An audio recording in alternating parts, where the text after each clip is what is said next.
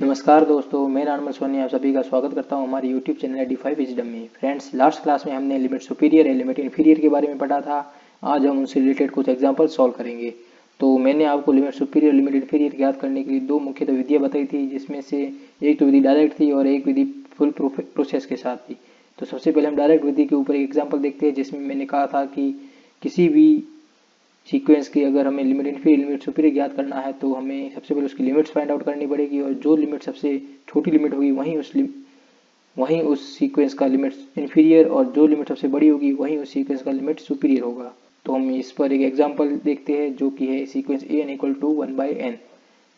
तो हम सबसे पहले इसका रेंज सेट फाइंड आउट करते हैं, जो कि है 1, 1/2, 1/3 एंड सो ऑन। तो यहाँ हम क्लियरली देख सकते हैं कि यहाँ सीक्वेंस बाउंडेड सीक्वेंस है, तो इसका मतलब लिमिट पॉइंट भी एग्जिस्ट करेगा ही करेगा, दैट इज 0।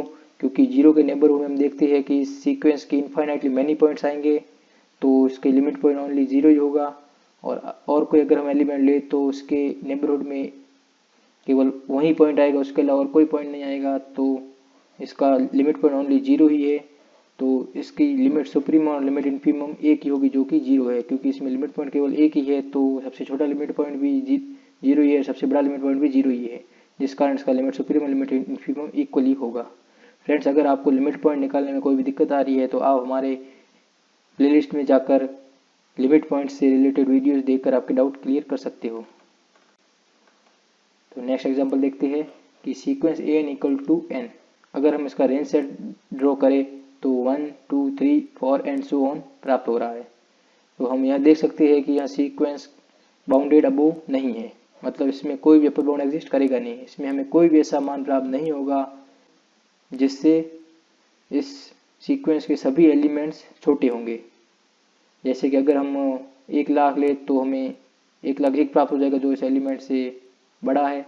अगर हम 1 करोड़ ले तो हमें 1,01,000,001 भी प्राप्त हो जाएगा, जो 1 करोड़ से बड़ा है। तो हम शॉर्टली कह सकते हैं कि इस सीक्वेंस में कोई भी ऐसा एलिमेंट प्राप्त नहीं होगा जो इस सीक्वेंस के सभी एलिमेंट से बड़ा हो। तो लिमिट सुपीरियर लिमिट इन्फीरियर की डेफिनेशन में हमने यह पढ़ा था कि अगर कोई सीक्वेंस बाउंडेड अबोव सीक्वेंस है तो उस सीक्वेंस का लिमिट सुपीरियर तो हमेशा प्लस इनफाइनाइट ही होगा। और ऐसे ही अगर कोई सीक्वेंस बाउंडेड अबोव मतलब बाउंडेड बिलो नहीं है तो उसका लिमिट इन्फीरियर माइनस इनफाइनाइट प्राप्त होगा।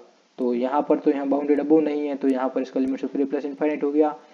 तो अब हम इसका लिमिट इन्फीरियर याद करेंगे। तो लिमिट इन्फीरियर याद करने के लिए हम वहाँ पूरा प्रोसेस फॉलो करेंगे, जिसमें हम सबसे पहले इस सीक्वेंस के सभी एलिमेंट्स के इन्फीमम ज्ञात करेंगे, और इन्फीमम भी इस प्रकार ज्ञात करेंगे कि जो हमें पहली बार इन्फीमम प्राप्त हुआ था उसको हटाते जाएंगे, और जो भी एलिमेंट्स बचेंगे उन सभी एलिमेंट्स का ऐसे सीक्वेंस ज्ञात करते जाएंगे। और ऐसे ही हम an फाइंड आउट करेंगे, और उस an का जो सुप्रीमम प्राप्त होगा वहीं इस सीक्वेंस का लिमिट इन्फीरियर होगा। तो सबसे पहले हम a1 एक सेट बनाते हैं जो कि 1, 2, 3, 4 है, जो कि इस सीक्वेंस के सभी एलिमेंट्स को कंटेन कर रहा है।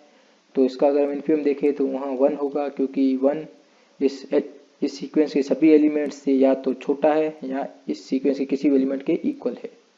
तो हमें जो a1 में हमें जो इन्फीमम प्राप्त हुआ दैट इज़ 1। तो उस 1 को हम इस सीक्वेंस में से हटा देंगे, और जो एलिमेंट्स बचेंगे उन सभी एलिमेंट्स का एक बार और इन्फीमम लेंगे तो हमें 2 प्राप्त होगा। और ऐसे ऐसे हम 3 भी प्राप्त करेंगे, 4 भी प्राप्त करेंगे, और ऐसे ऐसे हम n तक पहुँचेंगे तो हमें एक सेट en प्राप्त होगा, जिसका अगर हम इन्फीमम ले तो हमें इनफाइनाइट प्राप्त होगा। कैसे? अगर हम यहाँ normally set of natural number और set of natural number infinite तक जाता है, तो उसे सुप्रीमम इनफाइनाइट ही होगा। तो इसका लिमिट इन्फीरियर भी इनफाइनाइट है और लिमिट सुपीरियर भी इनफाइनाइट है। अब हम एक और एग्जांपल देखते हैं, that is sequence an equal to sine n π/3। तो इसमें सबसे पहले हम इसका रेंज सेट ड्रॉ करेंगे। तो रेंज सेट ड्रॉ करने पर अगर n की जगह 1 रखने पर हमें π/3 प्राप्त होगा, तो साइन π/3 का वन √3/2, और 2 रखने पर 2π/3 तो उसका भी √3/2, और 3 रखने पर sine pi that is 0। n की जगह 4 रखने पर 4π/3 दैट इज पाई प्लस π/3। तो यहाँ थर्ड कोऑर्डिनेट में होगा, तो इसका मान -√3/2, और n की जगह 5 रखने पर n सोन में से प्राप्त होंगे मान। तो हम क्लियरली यहाँ पर देख सकते हैं कि यहाँ पर √3/2 -√3/2 और 0 यहाँ पर रिपीट मतलब लगातार रिपीट हो रही है, जिस कारण हम कह सकते हैं कि यह तीनों ही इसके लिमिट पॉइंट होंगे, क्योंकि इनके नेबरहुड में ये एलिमेंट्स बार बार रिपीट होंगे, जिस कारण इस सीक्वेंस के इन्फिनिट एलिमेंट्स इसके नेबरहुड में एग्जिस्ट कर जाएंगे। तो इसके मतलब लिमिट पॉइंट का सेट अगर हम एस डैश मान ले तो वहाँ -√3/2, 0, √3/2 होगा। तो लिमिट इन्फीरियर याद करने के लिए हम देखते हैं कि इसमें से सबसे छोटा लिमिट पॉइंट कौन सा है, दैट इज -√3/2। तो इसका लिमिट इन्फीरियर -√3/2 हो जाएगा और इसका लिमिट सुपीरियर √3/2 हो जाएगा। ऐसा ही फ्रेंड्स एक एग्जांपल है an, that is n 1 + -1n। तो इसका हमें लिमिट इन्फीरियर लिमिट सुपीरियर याद करना है। तो यहाँ फ्रेंड्स आप खुद सॉल्व करिएगा। यहाँ एग्जाम्पल ऊपर वाले एग्जाम्पल्स के लगभग सेम ही है, और अगर आपको इस एग्जाम्पल को सॉल्व करने में कोई भी दिक्कत आ रही है तो आप फ्रेंड्स मुझे कमेंट सेक्शन में पूछ लीजिएगा। तो अब हमने लिमिट इन्फीरियर लिमिट सुपीरियर पूरी तरीके से समझ लिया है। अब हम इससे रिलेटेड कुछ रिजल्ट्स देखते हैं, जिसमें हम देखेंगे कि किसी भी सीक्वेंस को कन्वर्जेंट सीक्वेंस, डाइवर्जेंट सीक्वेंस या ऑसिलेटरी सीक्वेंस हम कैसे प्रूव करेंगे लिमिट सुपीरियर लिमिट इन्फीरियर के द्वारा। तो इसमें सबसे पहला रिजल्ट है कि if sequence an and sequence bn are two bounded sequence such that an is less than equal to bn for all n, then limit superior of an would be less than equal to limit superior of bn and limit inferior of an is also be less than limit infimum of bn। मतलब अगर हमें कोई sequence an और bn दी हुई है जो कि bounded sequence है, तो वह इस प्रकार है कि तो लिमिट सुप्रीमम ऑफ an भी लिमिट सुप्रीमम ऑफ bn के लेस देन इक्वल टू होगा और लिमिट इन्फीमम ऑफ an भी लिमिट इन्फीमम ऑफ bn के लेस देन इक्वल टू होगा। और इसका सेकंड रिजल्ट है वहाँ यहाँ मोस्ट इम्पोर्टेंट रिजल्ट है, जिसको हम आगे आने वाले क्वेश्चन को सॉल्व करने में भी यूज में लेंगे। दैट इज अगर sequence an is convergent sequence then limit supremum of an and limit inferior of an would be finite. मतलब अगर limit superior and limit inferior of an finite हो और वहाँ उसके मान इक्वल हो तो वहाँ सीक्वेंस कन्वर्जेंट सीक्वेंस होगा।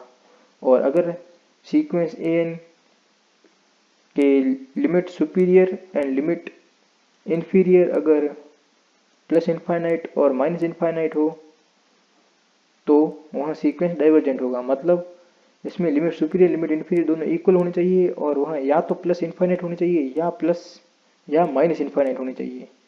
तो इसको हम एग्जाम्पल के द्वारा भी समझेंगे कि क्या है कन्वर्जेंट सीक्वेंस एवं divergent sequence limit inferior limit superior के द्वारा।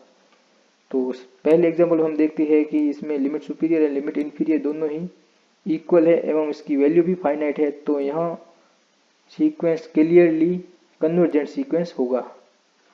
और ऐसे ही अगर इस एग्जाम्पल में देखें तो इसमें लिमिट सुपीरियर प्लस इनफाइनाइट है एवं लिमिट इन्फीरियर भी प्लस इनफाइनाइट है, परंतु यहाँ इनफाइनाइट नंबर है जिस कारण यहाँ डाइवर्जेंट सीक्वेंस होगा।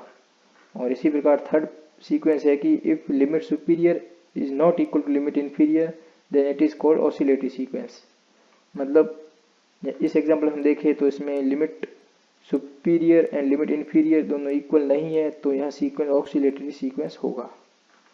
तो फ्रेंड्स आई होप आपको यह लेक्चर समझ में आया होगा। और फ्रेंड्स अगर आपको इस लेक्चर में से किसी भी प्रकार का डाउट हो तो आप मुझे कमेंट सेक्शन में पूछ सकते हैं या नीचे दिए गए लिंक के माध्यम से भी आप मुझसे कांटेक्ट कर सकते हैं। धन्यवाद।